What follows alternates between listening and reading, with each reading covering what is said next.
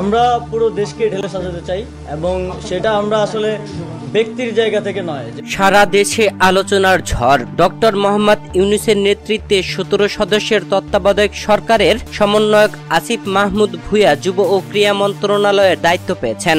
যুব ও ক্রীড়া মন্ত্রী হওয়ার পরেই আসিফ মাহমুদের করা বেশ কিছু পোস্ট রীতিমতো ভাইরাল হয়েছে, যেখানে সাকিব ও তামিমকে নিয়ে কথা বলেছেন।